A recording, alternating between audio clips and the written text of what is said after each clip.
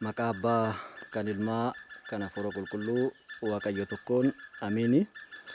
Kabajamtoota fi jaalatamtoota maatii Waaqayyoo kan taatan biyya keessas biyya alaas kan jirtan nagaa Waaqayyootiin nagaa isiniin jennaa. Ulfinnii fi kabajni Waaqayyo isin faana yaa ta'uti. Egaa maqaan koo Gazzaanyi hin jedhama. Barreessaa koree misoomaa mana amantaa qulqulluu Baalawaldiiti. Egaa amma iddoon itti argamnu saayitii yookiin immoo iddoo itti gamoon haaraan mana amantaa Dabra Fissaa Qulqulluu Baalawaldii itti ijaaramaa jiru keessattidha. Akkuma jalqaba siraa abboonni keessaa yaada isaaniitiin isiniif himaa turan, manni amantaa tun ergaa hundeeftee manni gamoon tajaajila kennaa jiru kuni waggaa 45 kan lakkoofsedha. Waggaa 45 kana keessatti haaromsi tokko kan hin taasifamne ta'uu irraan kan ka'e isa sanillee suphuudhaaf illee haalli mijataa waan hin jirreef gamoo haaraa ijaaruun fala mana amantaa kanaati kan jedhu karoorfannee akka komitee mana amantaa kanaatitti bara 2011 dhagaan bu'uuraa eebbifamoo abbaa keenya Abuna Qawustoosin taa'eera.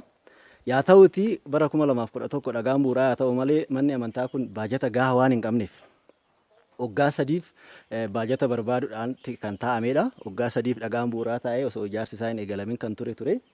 Garuu yaa ta'uti qabeenya manni amantaa kun qabu qabeenya baargamoo xiqqoo ishiin qaba waan ta'eef isa gurguruudhaan faawundeeshiniin mana amantaa kanaa bara 2014 eegale jechuudha. Gamoon kun erga ijaarsi isaa eegalee waggaa 3 lakkoofseera jechuudha yeroo ammaa kana. Waggaa 3 kana keessatti maaltu hojjetame kan jennu yoo ta'e fuutiin irraa qabee gireed biimii wanni jedhamu muluun isaa dhumateera. Ammatti jechuudha.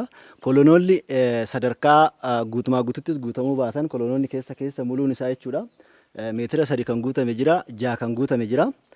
Ammas oleen isaanii meetirri 3 kanaaf jira, 12 kanaaf jira, meetirri 6 kanaaf jira jechuudha kolonoonni jechuudha. Amma jiran yaalaafan jechuudha. Gireed biimiin akkuma dura silaa tuquu yaaletti muluu lafti isaa dhumateera jechuudha. Egaa amma kolonoota kana xumursiisuudhaaf baajata koreen misoomaa kun harkarraa hin qabu.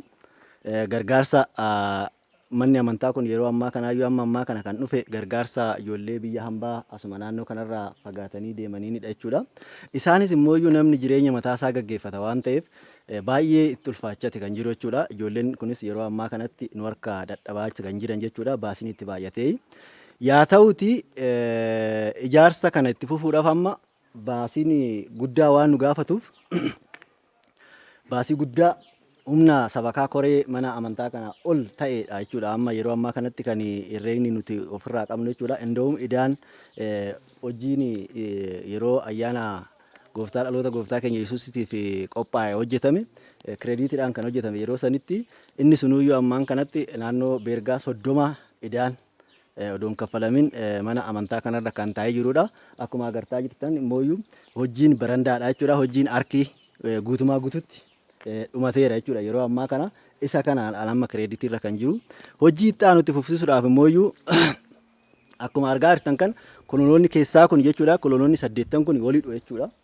Gara hojii duumutitti darbuudhaaf kolonoota 8 keessaa kana hidhuudhaaf ammas birata nu barbaachisa, simintoo nu barbaachisa, ashawaa nu barbaachisa. Isallee yeroo ammaa kana harka keenyarraa wanti nuti qabnu yoomtuu hin jiru jechuudha. Akkasumallee xaaraan isaa kun jechuudha duumidhaa qabee hanga iddoo duumin irraa ka'u irraa harkiitti kan gadi hidhamu biranni isaa akkuma viidiyoo irratti ilaalaa jirtan kana hidhameeti kan taa'e jiru. Inni kunillee rakkoo baajataatiin jechuudha adda kan cite hojiin isaa. Kanaafuyyuu isa kana hojjechuudhaaf baazaarii guddaan caamsaa 23 hanga 28 koreen mana amantaa kan qopheessee jira jechuudha. Egaa baazaarii kanarraa waa guddaa waa hedduudha kan abdannu.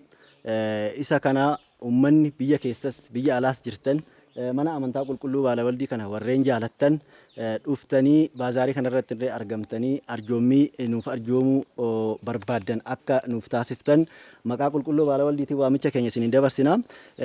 Itti aansee hojii itti aanu hojii duumii fi koloniiwwan kana keessa hafan hidhuudhaaf meeshaalee nu barbaachisan qabna jechuudha. Warreen meeshaalee nu gargaara barbaaddanii tokko feerroo abbaa 8 lakkoofsan 250 kan nu barbaachisu. Akkasumallee feerroo abbaa 10 lakkoofsan firee 30 kan nu barbaachisu. Akkasumallee feerroo abbaa lakkoofsa 14 fireedhaan gara firee 142 kan nu barbaachisu. Feerroo abbaa 16 lakkoofsan firee 6 kan nu barbaachisu feerroo abbaa 20 lakkoofsan naannoo beergaa 20 kan nu barbaachisu jechuudha. Walumaa galatti gatiin ashawaa simintoo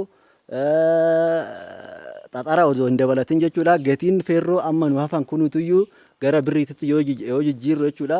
Gatii amma meeshaan irra jiruun gara birrii 700tti kan siqudha jechuudha. Irreen isaa kan nu barbaachisu waan ta'eef egaa maatiiwwan waaqayyoon kan jaalattan yeroo ammaa kanatti komiteen mana amantaa maallaqa kanaa mitiyyuu gatiin beergaa 30 irratti hafee jira waan ta'eef osoo hin kaffalamin isa kana rakkoo kana hubattaniitoo deeggarsa isinirraa barbaachisu akka nu taasistan maqaa baala walliitiin adaraa isiniin jennee isin gaafannaa. Waaqayyo lafa jirtan hundatti biyya keenyallee nagaa godhe baazaarii kanallee irratti nuuf argamtanii waan isinirraa eegamu nu gumaachitanii gara mana nagaan akka mana keessanitti galtan waaqayyo eeyyama isaa nuuf taasisu. Amiin yaa qoyya.